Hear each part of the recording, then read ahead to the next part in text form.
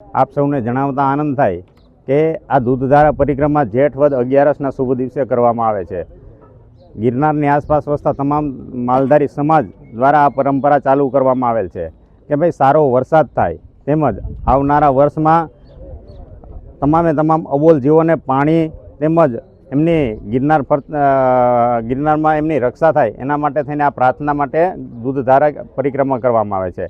આ દૂધધારા પરિક્રમા કરમણ ભગતની જગ્યાએથી શરૂઆત થાય, ત્યાંથી લંબે હનુમાન તેમજ ભવનાથ સ્થિત મહાદેવ મંદિર તેમજ ગિરનારના તમામે તમામ દેવાલયોમાં થઈ અને આ દૂધધારા પરિક્રમા પૂર્ણ કરવામાં આવે છે।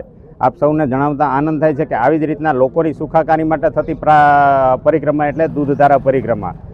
કે ભાઈ ગિરનાર દૂધધારા પરિક્રમા યોગની એકાદશી જેઠો 11 આવે છે। પછી આ એક ધાર્મિક પરિક્રમા છે, ઓછા પ્રમાણમાં માણસો હોય એ આ પરિક્રમા છે। કેમ કે આ ધાર્મિક એક દિવસની છે એટલે રસ્તામાં વરસાદ પણ આવે, કીચડ પણ હોય અને એક દિવસમાં પરિક્રમા પૂરી કરવાની અમારી જવાબદારી હોય કે ભાઈ છેલ્લે લગી મારી ગાડી હોય પાછળ બોર દેવી, બધા માણસને 6 સાડા 6 વાગે બહાર કાઢે પછી અમારી પરિક્રમા પૂર્ણ થાય છે। તો કોઈએ જંગલમાં પ્લાસ્ટિક ન લઈ જવું, જંગલના નિયમનું પાલન કરવું, ક્યાંય જંગલમાં ડાવરું જવાનું નહીં, કોઈ હિંસક પ્રાણી હોય ને કોઈને સાળો ન કરવો અને આપણે એક ધાર્મિક પરિક્રમા છે, ભગવાનનું નામ લેતા પરિક્રમા પૂર્ણ કરવી। પછી આ દૂધધારા પરિક્રમા એટલે અમારે આજે 72 વર્ષ આ પરિક્રમાના થયા છે।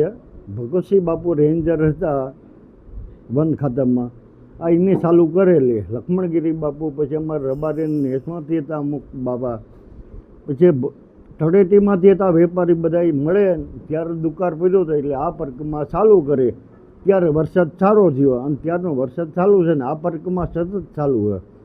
તો આજે રબારી લોકો દૂધ ઉપાડીને જાય, કાવડ લઈને જાય, એ દૂધ પૂરું પાડે। પછી ભવનાથ સમાજના અનેક સમાજનો આમાં ઘણો ફાળો છે, બધાનો સહયોગ છે।